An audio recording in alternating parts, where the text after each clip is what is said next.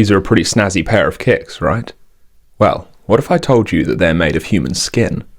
That's right, the leather of these shoes was once attached to the legendary Wild West highwayman George Big Nose Parrott, a noted cattle rustler and outlaw with a penchant for robbing stagecoaches and trains. Parrott bit off a little more than he could chew, though, in August 1878, when he and his gang attempted to derail a Union Pacific Railroad pay car near Como in Wyoming.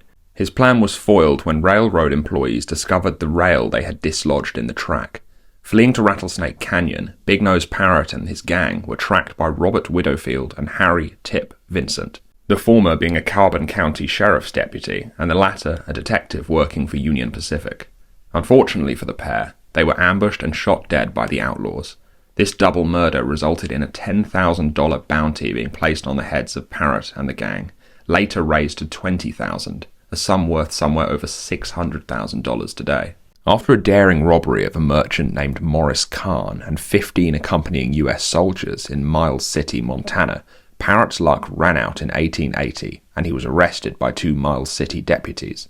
Parrott was sentenced to hang but managed to escape by filing down his manacles and using them to beat his jailer over the head. Thankfully, the jailer's wife forced Parrott back into his cell by firing her husband's revolver in the air.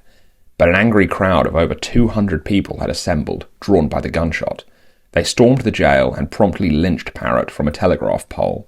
Afterwards, local doctors Thomas McGee and John Eugene Osborne, a man who would go on to be the governor of Wyoming and a United States congressman, gained custody over the remains and sawed the top of Parrott's skull off, which McGee gifted to his medical assistant, a 16-year-old girl, for some reason. They also stripped the skin from his thighs and chest, which were sent to a tannery in Denver, Colorado, and fashioned into a pair of shoes and a medical bag. The remains of Parrott's body were stuffed into a whiskey barrel full of salt and buried, remaining lost until May 11th, 1950, when some construction workers uncovered the barrel containing the remains and the human skin shoes. Believe it or not, the 16-year-old medical assistant, by now a fully qualified doctor in her 80s, was brought to the scene with the skull cap, which she still had in her possession for some reason, and it was found to fit the capless skull perfectly, identifying the remains as belonging to Parrott. These shoes are now housed in the Union Pacific Museum in Omaha, Nebraska. But for any morbid treasure hunters out there, the human skin medical bag is still unaccounted for. Happy hunting.